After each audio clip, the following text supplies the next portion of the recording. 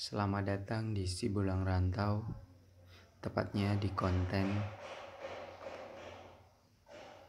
The Horror Zone.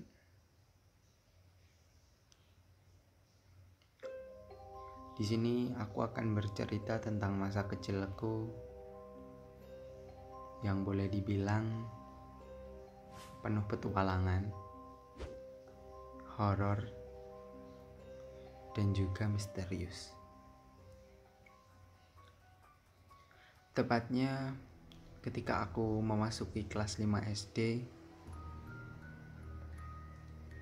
ayah yang waktu itu menjadi pegawai negeri dipindah tugaskan di kota. Kami yang berada di desa paling timur di Pulau Sulawesi, akhirnya sekitar perjalanan hampir 5 jam kami sampai di kota itu. Waktu itu ayah menyewa salah satu rumah warga yang tidak ditempati karena ibu yang mempunyai rumah itu sedang merawat seorang nenek atau ibunya yang sakit.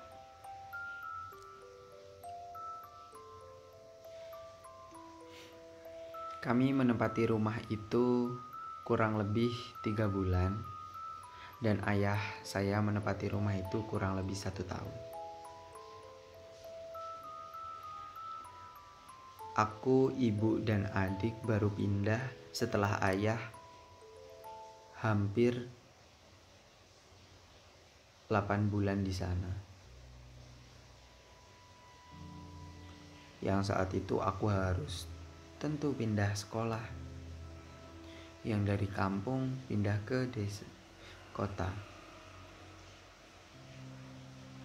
Dan di sana rata-rata orang Sulawesi asli, suku Kaili dan suku Bugis. Sementara di kampungku, di sana percampuran antara suku Bugis, Kaili, dan juga Jawa.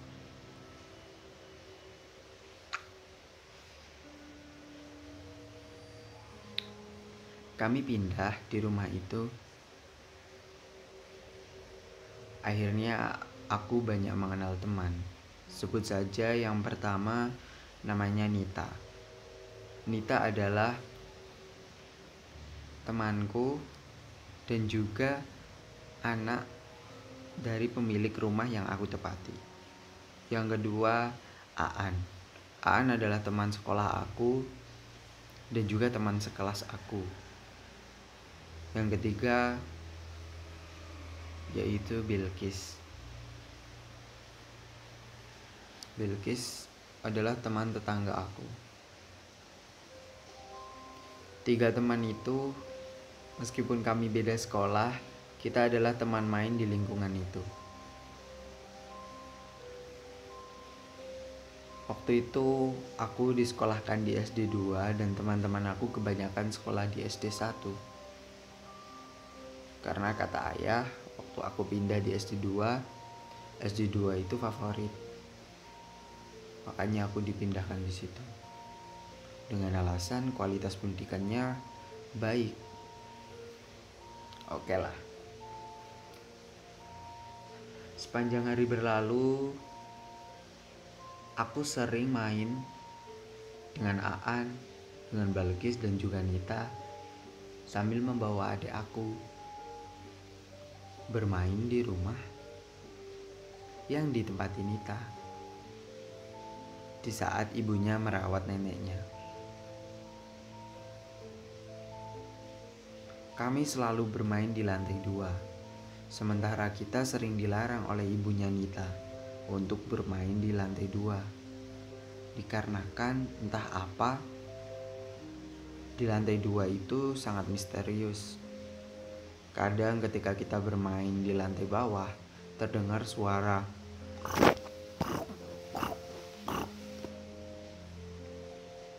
aku pikir hewan, atau mungkin Nita mempunyai hewan peliharaan di lantai atas milik ayahnya. Akhirnya ketika suatu hal kami berempat dan berlima dengan adikku memberanikan diri ke atas. Di atas itu seperti aula yang luas sekali dan hanya ada 2 kamar. Dan satu kamar itu kami dilarang oleh tantenya Nita yang juga tinggal di situ. Tantenya Nita adalah dia belum menikah, umurnya sekitaran 35 tahunan. Dia sering membawa makanan, sajen dan yang lainnya. Makanya kami dilarang. Waktu itu ketika tantenya Nita tidak ada, kita memberanikan diri bermain di situ. Adik aku yang umur 3 tahun waktu itu agak merengek, seperti menangis atau apa. Karena kita berempat memberanikan diri untuk di lantai 2, akhirnya kita coba-coba membuka pintu yang dilarang itu. Alangkah terkejutnya kami mengetahui di lantai atas ada sepiring makanan dan juga sesajen dan juga dupa.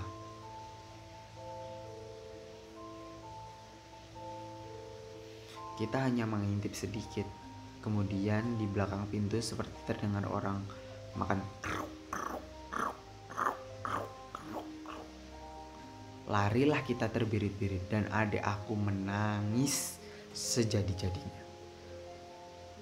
Kita bingung apa yang harus kita lakukan. Akhirnya kita melupakan itu. Sejak kejadian itu, adik aku selalu saja menunjuk-nunjuk ke arah langit-langit dalam rumah ketika mau tidur dan menangis. Aku tidak tahu kenapa dan aku tidak bilang ke ibu aku karena kejadian itu. Akhirnya suatu sore setelah kejadian itu, 2 hari setelah kejadian itu, tepatnya jam 5 setelah aku mandi, setelah ngaji dan yang lainnya, aku duduk-duduk di depan. Biasalah, namanya anak kecil melihat mobil lewat dan kebetulan depan rumah aku adalah Jalan Trans Sulawesi, jalan yang menghubungkan seluruh Pulau Sulawesi. Jadi berbagai macam kendaraan lalu lalang lewat. Kalau di Jawa mungkin jalur Pantura atau jalan tol. Tapi berhubung di Sulawesi nggak ada tol, adanya jalan trans.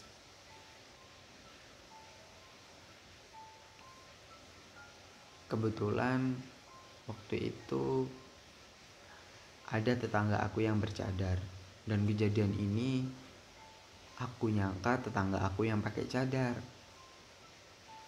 pakai jubah seram dan juga membawa tongkat yang tajam. Aku pikir tetangga aku. Arah dari rumah Nita di lantai atas. Dia lari sekencang-kencangnya. Setelah itu aku pergi, aku tutup pintu karena aku takut. Masa manusia bisa lari cepat? Pikirku begitu. Setelah itu jam 9 malam ketika kami sedang santai, ayah sudah selesai bekerja, ibu juga santai sedang menidurkan adik. Tiba-tiba ada yang ketuk pintu di depan rumah.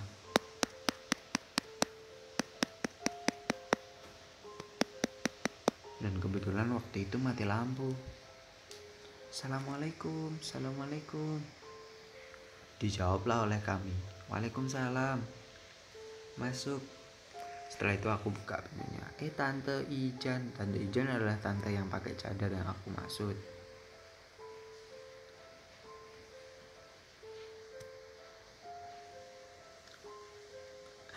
Itu tante ini bilang, Pak, bilang ke ayah aku, ibunya yang punya kontrakan ini telah meninggal. Wah, seketika kita bilang refleks innalillahi wa inna ilaihi rajiun.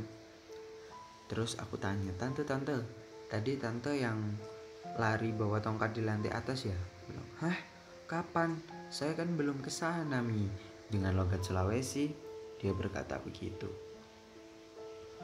Loh, terus tadi siapa? Semuanya bingung karena aku tanya gitu.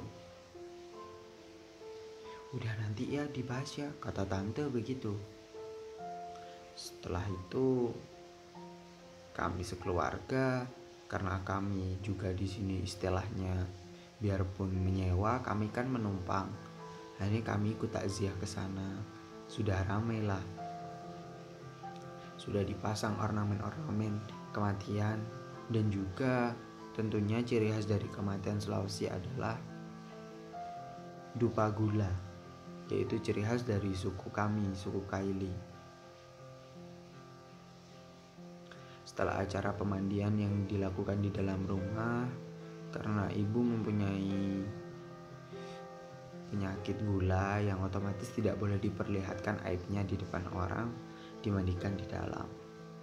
Setelah acara pemakaman, beliau dimakamkan di belakang rumah itu, di samping makam suaminya. Setelah selesai pemakaman, adik aku terus menangis dari awal pemakaman hingga akhirnya ibu yang merasa tidak enak dengan keluarga pulang duluan. Ibu juga bingung, kenapa adik kok nangis terus. Padahal ibu sudah memberi makan, menidurkan. Akhirnya ketika hari-hari berlalu, ada kejadian. Ketika sore hari, ketika orang-orang mau membuat acara 3 harian, gemuruh di atas lantai 2 itu terjadi. Tapi kami diperingatkan tidak boleh main, dan kami mematuhi karena kami udah terlanjur melihat yang kejadian kemarin. Kami akhirnya dimarahi kemarin setelah bilang itu. Sang tante dari Nita bilang, pantas kemarin piring apa semuanya hancur lebur. Kalian emang hancurkan? Loh, kami gak hancurin. Berarti marah dia karena kalian lancang ke sana. Ketika tantenya Nita langsung naik ke atas, kami tidak berani ikut.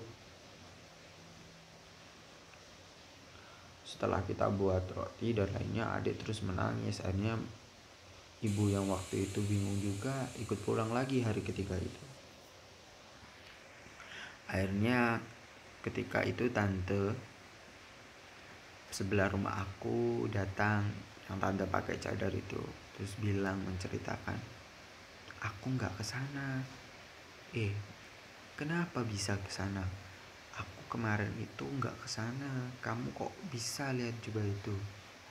Terus tante itu bilang mungkin itu adalah sosok pencabut nyawa. Itu menurut statement dia begitu. Aku yang waktu itu kecil hanya bisa terbelenggu melihat apa yang aku lihat yang tidak bisa dilihat orang lain. Waktu malam hari pun terjadi kejadian yang sangat luar biasa. Di atas begitu ramai padahal tidak ada orang. Acara pengajian yang didatangi oleh seluruh keluarga, genset yang tidak normal karena di Sulawesi sering mati lampu. Genset semuanya kelap-kelip. Semua riuh berdoa, yang di dapur mulai takut. Akhirnya mulai ke depan. Ibu aku, adik aku udah mulai gak tenang. Akhirnya pulanglah mereka untuk ketiga kalinya setelah itu. Adik di rumah tetap aja menangis terus. Kita nggak tahu apa yang terjadi di atas hingga gemuruh, padahal orang pengajian. Dari rumah, aku yang waktu itu dampingi ibu pulang, seperti lihat sosok yang kembali aku lihat waktu detik-detik kematian neneknya Nita. Waktu itu ibu sudah kasihan kepada adik. Dan akhirnya ayah yang waktu itu masih tugas mengizinkan kami bertiga pulang. Aku dan ibu akhirnya tidak diantar ayah. Terpaksa kami naik travel. Perjalanan 5 jam kami tempuh. Akhirnya adik diperiksakan di dokter. Ternyata cuma sakit panas. Tapi setiap malam sampai di kampung pun adik masih nunjuk-nunjuk ke arah langit-langit rumah. Akhirnya kita mempunyai saudara yang kebetulan juga bisa menangani anak kecil yang rewel gitu. Seorang ustadz akhirnya didoakan, baru itu melihat adik tenang tanpa bisa menunjuk-nunjuk. Kemudian si ustadz ini hanya diam karena tahu kalau misalnya bilang ke ibu takut khawatir. Akhirnya bilang ke ayah lewat via telepon. Aku waktu itu mendengarkan, waktu itu ibu lagi di belakang. Katanya ini terbawa dari kota tadi karena kejadian yang lalu. Dan hingga sekarang aku belum pernah bisa kembali ke sana lagi. Karena aku juga sekarang kuliah di Jawa. Mungkin suatu saat kalau diberi umur panjang dan juga rezeki, aku akan pasti bertamu ke sana bersilaturahmi. Itu kisah horor. Terima kasih. Dan untuk semuanya, jangan lupa share cerita ini dan jangan lupa subscribe. Karena itu satu-satunya yang bisa membuat aku terus membuat konten-konten selanjutnya. Terima kasih.